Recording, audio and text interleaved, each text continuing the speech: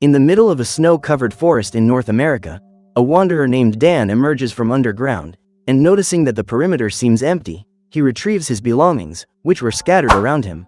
Now that he has regained consciousness, the survivor begins to walk through the region in search of shelter, and far away, Jack goes about his day with his younger sister Brooke, accompanied by their little dog Scout. The next day, the siblings receive a visit from Donnie, another survivor, who asks about the boy's parents. However, the young man just watches him, and realizing that Jack will not answer him, the man says he will come back another time to check if they are okay. At the same time, Dan continues his journey in search of shelter, and later, the siblings go to the attic, where they prepare to sleep. Meanwhile, outside, a group of zombies remain motionless, as if unconscious. As the days go by, the creatures become increasingly agitated, and during the night, they begin to roam the area, even managing to observe the pair from inside the residence. The next morning, Jack and Brooke are confronted by the arrival of Donnie and his wife Melanie, who claims that they will not be safe if they remain alone there. Soon after, the couple asks the boy to trust them, and although reluctant, Jack decides to accept their request. At dusk, Dan continues on his way through the forest when he comes across the group of zombies sleeping, and without wasting any time, he sets out to eliminate them. As they begin to live alongside the couple, Jack notices that they no longer intend to leave, and overhears a conversation between them, in which Donnie states that the residence is a great fortress for survival. As a result, he begins to worry about their intentions and decides to sleep in one of the secret rooms next to his sister and his dog. Far away, Dan begins to give up after so many days of wandering aimlessly through the thick snow, and tired of it all, he decides to end it all with his gun. At dusk, Jack rests in the living room with the other survivors when the dog alerts him that something dangerous is about to happen. Quickly, the boy takes Brooke to hide in the secret room, and soon after, he begins to feel some spasms happening throughout his body. At that moment, while they were alone in the living room, Donnie and Melanie come across a group of zombies at the window of the house and turn off the lights to hide. However, the creatures continue to try to break through the glass, and after grabbing his gun, the man notices that his wife has disappeared in an instant. Upon reaching the other side, Donnie finds Melanie lying on the floor, and before he can react, he is attacked by a creature, which easily eliminates the couple. In the morning, Dan wakes up in the middle of the forest after giving up on his plan to end it all, and when he comes across a strange blue thread, he decides to follow the trail. Thanks to this, the survivor reaches the siblings' house, and as he approaches, he is surprised by Brooke, who distracts him so that Jack can hit him with one of his tranquilizer darts. Hours later, the man wakes up in front of the boy, and while pointing his gun at him, Jack orders him to say who he is and how he managed to avoid his traps in the forest. The survivor then replies that he was once a great soldier in the past, and for that reason he learned how to deal with problems in all possible scenarios. Now that he knows how useful his prisoner can be, Jack orders him to help repair the house, as this is the only way he can earn his freedom and leave. Confused, Dan asks what needs to be done, and the young man explains that the electricity in the house has been off for some time. The problem is that the only way to generate power in that place is by using the treadmill created by the boy's mother, and while they talk about the device, the group is surprised by a zombie that appears at the living room window. Quickly, Dan picks up one of the weight plates from the floor and runs outside to eliminate the creature, striking its head several times. Outraged, Jack says that the man shouldn't have done that, since the windows are bulletproof, so the creatures will never be able to get through them. At dusk, Dan wakes up after a brief nightmare and, trying to occupy his mind, he starts walking on the treadmill, causing the power in the house to come back on. The next day, Jack leaves to check his traps scattered throughout the forest, and during his inspection, he notices that he has captured one of the zombies with his wires. At that moment, a shot is fired somewhere nearby, waking the creature, and the boy quickly runs away so as not to attract attention. At the same time, a pair of armed men appear in the forest alongside a young girl, hunting zombies throughout the region. Frightened, Jack hides behind one of the logs, and after remaining silent, he manages to stay safe while the hunters leave in search of more creatures to eliminate. Meanwhile, at home, Dan is awakened by Brooke, who tells him that he still smells terrible. Tired of all the insults, he decides to take a shower. Soon after, the survivor puts on some clothes from the family's father's closet, and so that she can help him, the girl gives him one of her hair clips. Now that he is clean and wearing new clothes, Dan prepares breakfast alongside Brooke, but is interrupted by Jack, who orders him to stop immediately. After that, the man goes to the boy's mother's computer and tries to access the system, but since he doesn't know the password, he ends up giving up. Suddenly, Dan finds the car keys hidden on the table in the garage and tries to start the engine, but without success. He then examines the car's components in search of the defect, but cannot find anything that indicates what is wrong with the vehicle. Soon after, Dan notices that the house has an extra door on the outside and tries to check what room it is, but is stopped by Jack, who warns him that he can never open that door. At dusk, Jack heads to his bedroom with his sister and orders Scout to stay in the living room to watch Dan. During the night, the survivor has another nightmare, causing him to wake up with a start. At that moment, Dan hears someone walking around the house and gets up to check what is happening, accompanied by Scout. Approaching the window, the man notices that Jack is heading towards the forest, and believing that the boy may be in danger, he decides to follow him. Hours later, dawn breaks, and after checking all his traps, the young man goes to the imprisoned zombie, where he begins to make some notes in his notebook. At the same time, Dan appears right behind him and asks if that is his mother. Outraged by what Jack is doing, the survivor picks up a tree branch to try to eliminate the creature, but is stopped by the boy, who points his gun at him. Realizing that there is no way to stop the young man from continuing with all this, Dan gives up on attacking the zombie, and upon returning to the residence, he decides to open the door that the boy is always protecting. This allows the survivor to discover that it is nothing less than a confinement room, which has hundreds of scratch marks all over the walls. At that moment, Dan hears a vehicle parking on the other side of the residence and runs to check what is happening. When he comes across a pickup truck parked in front of the entrance, the man signals for Jack to remain hidden and sets off to rescue Brooke. Inside the house, Dan sneaks up the stairs when he sees a silhouette in the window, and at that moment it is revealed that the residence is being surrounded by none other than the hunters the boy had encountered earlier. As soon as the man moves away from the window, the survivor walks to the kitchen and tries to find a knife to attack him, but when he notices that all the cutlery has been replaced by Jack, he is outraged. Soon after, the hunter walks toward the front of the house, and the boy becomes concerned when he sees his sister standing right in front of one of the windows. However, before she is spotted by the man, the girl is rescued by Dan, who pulls her away, calming Jack down. Believing the house to be empty, the hunter decides to leave in his vehicle, and now that the situation is under control, the group gathers in the kitchen. Dan then says that Jack is a smart boy, but says he will need his gun and knife back if they want to stay alive. At that moment, the power goes out again, and despite being tired, the man starts running on the treadmill to keep the electricity on. Feeling safer with his new companion, Jack decides to return Dan's weapons, who thanks him. After that, the man puts the two siblings to bed and remains seated in the living room in complete silence, watching the forest through the windows. The next day, Brooke wakes up her new friend so they can have breakfast together, and wanting to understand why they are alone there, Dan begins to question Jack. He asks if there is a town nearby, and the boy replies that the only urban area is about an hour's drive away. Soon after, Dan asks if the pair's parents are in that city, but Jack does not answer and tries to change the subject. Confused, the man says he just wants to know what happened to the couple, and tired of all the questioning, the boy says that his parents are no longer alive. Later, the man talks to the boy in the garage and says that if he can fix the vehicle, they can leave that place together so they can head north. Although reluctant, Jack agrees to the idea and demands that Scout be taken too, but Dan doesn't mind and accepts the request.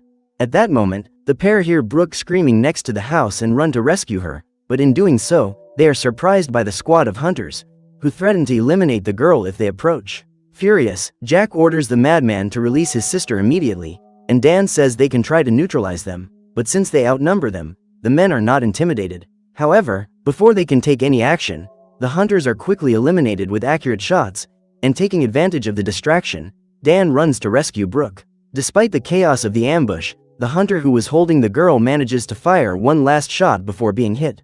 Looking around, Jack notices that they have just been saved by his mother, who emerges from the forest carrying a huge sniper rifle.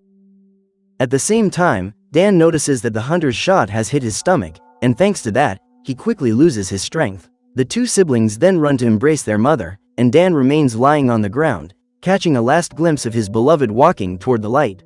Hours later, the man regains consciousness in the snow and is extremely confused, as he believed he had lost his life after such a serious injury. Soon after, Dan notices that he is trapped in the blue wires of Jack's traps, and after noticing that his wound has mysteriously healed, he looks toward the window, where he sees the siblings waving at him together with their mother. Upon entering the residence, the survivor is greeted by the woman, who explains that he only survived his injuries because he is infected, just like her son. She reveals that there are currently two types of infected. One type is the ferocious, who are frenzied, have no brain function, and attack everything they see. The others are known as transformers, beings capable of coming back to life even after serious injuries, and can suddenly change into an evil form. After realizing that he was infected by his wife in the past, Dan begins to worry and asks if there is any way to find out when he will change form again. The woman replies that there is no way to anticipate the transformation except with the help of a trained dog, such as Scout, who stays by Jack's side to prevent the transformations from hurting his sister. In addition, the boy's mother reveals that she is part of a specialized division of the Office of Domestic Preparedness, a group that works on studying and containing these creatures. Overwhelmed by all this information, Dan says he needs to get some fresh air and goes outside, accompanied by Jack. During their conversation, the pair hear a convoy of vehicles approaching the residence and run to hide. At the same time, the woman goes to the group carrying Brooke in her arms and encounters Brett, the leader of the militia hunters. Confused by the visit, the woman questions why they are there, and the man replies that he is looking for his daughter Melanie, who disappeared a few weeks ago along with her husband. Brett then asks when they last saw his daughter, but the survivor says they haven't had any visitors for a while, so she has no information about that. Suspicious of these answers, the leader asks where the woman's husband and son are, and realizing that the situation is about to get out of control, Dan has an idea and grabs the peanut butter jar. Quickly, Jack appears outside with the man and says that they ended up knocking over Brooke's diaper bag, causing a big mess in the house. Taking advantage of her son's strategy, the woman asks the group to wait a moment, but Brett says that everything is fine and that he does not intend to interfere with the family's activities. After that, Brett leaves the place with his soldiers, allowing the group to return inside safely. Hours later, Dan talks to the boy's mother, and the woman decides to reveal something about the family's past, saying that Jack suffered from severe cardiovascular disease. This led her husband to decide to inject the pathogen into his own son, with the intention of saving him from his terminal condition. However, that solution was not as good as they had imagined, and because of that, Jack ended up becoming a transformer and infected his father, who had to be eliminated with a shot to the head. After learning about all this, Dan feels all the difficulties that the woman went through and decides to stay with the family. As time passes, the group manages to live peacefully together, but one day, Scout starts barking, and Jack screams to warn them that his transformation is approaching. Quickly, the boy is taken to the confinement room by his mother, who promises she will take him out of there as soon as it's all over. So that the woman can rest, Dan asks her to go inside, and spends the night sitting next to Jack's room with Scout. A few days pass, but the boy still seems to be transformed, so the group decides to leave him there longer. That same week, Dan runs on the treadmill to generate energy, while the woman repairs the vehicle in the garage, and Brooke plays with her brother's wires outside. However, when he looks out the window, the man sees the girl lying on the ground, and after grabbing his knife, he runs at full speed toward her. They quickly free her and notice that the girl's neck seems to have been caught in the wires.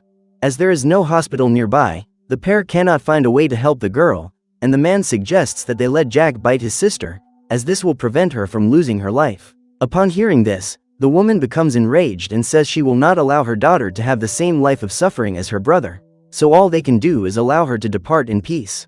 On that same day, Jack finally regains consciousness, and after removing him from isolation, Dan recovers his knife in the snow. Despite everything they are going through, the survivor decides to continue his journey, and after saying goodbye to his friend, he leaves. With that, Jack and his mother continue their routine, and during his nights of survival in the forest, Dan looks at the hair clip he had received from Brooke and decides to keep it as a memento of his little friend. Far away, Brett gathers his squad of soldiers and declares that it is time to find his daughter. So, the soldiers set off in their convoy towards the family home, and in the middle of the forest, Dan is suddenly surprised by a group of zombies who try to bite him. As a result, the survivor's gun falls to the ground, but he does not retreat and uses his knife to eliminate each of the creatures. Soon after, Dan camouflages himself in the snow when he hears several footsteps approaching and notices that the hunters seem to be walking towards his friend's residence. Before starting his mission, Brett talks to his apprentice Gabriella and asks her to wait in his vehicle while they conduct the search. Realizing that the family will be in danger, Dan runs at full speed through the forest toward the house, while the leader of the hunters interrogates the boy's mother in the living room. After revealing that he has discovered the woman's position as a special agent, Brett orders her to tell him where Melanie is, but the survivor says nothing, and, angered, he begins to beat her to make her talk. Upon arriving at the location, Dan realizes he has lost his weapon and decides to wait until one of the doors is free to sneak into the residence. Inside, the man meets up with Jack, and after preparing some improvised weapons, he asks the boy to stay by his side and keep his headphones on. In addition, The pair notice that a large horde of zombies is approaching through the forest, but Dan is not intimidated and begins to silently eliminate each of the hunters with his knife. After eliminating almost all of the enemies, the man sets out to rescue the woman, but ends up being surrounded by Brett and his soldiers. Quickly, Dan signals Jack to get his mother out of the room and slashes himself. The distraction allows the boy to leave the place with the woman, and upon noticing their escape, Brett orders his soldiers to eliminate them both. However, before they can do so, the trio of hunters is surprised by Dan, who awakens in his beast form, and after eliminating the soldiers, he finishes off the leader with a powerful bite to his neck. Realizing that her friend is out of control, the woman screams for Jack to accompany her to the second floor, and while the family hides in the closet, the horde of zombies approaches the residence, surprising Gabriella, who was alone outside. Sometime later, Dan wakes up in a peaceful place next to his deceased wife, who comforts him after everything that has happened, saying that he still has reasons to move on. Soon after, the man regains consciousness in front of the residence, where he comes across the bodies of all the zombies that were present during the confrontation.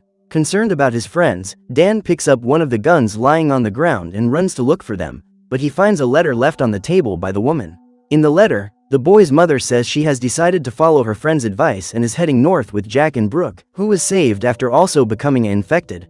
Finally, the woman asks her friend to meet her when he arrives in the northern region, because from now on, they have a new life to enjoy. Dan then gathers all his supplies for the trip, and before leaving, he comes across Gabriella transformed into a zombie and devouring her own arm. Realizing that the girl no longer has a chance to return to normal, he decides to leave her there, and after retrieving Brooke's teddy bear from the secret room, he leaves to find his new family. So what did you think of this movie?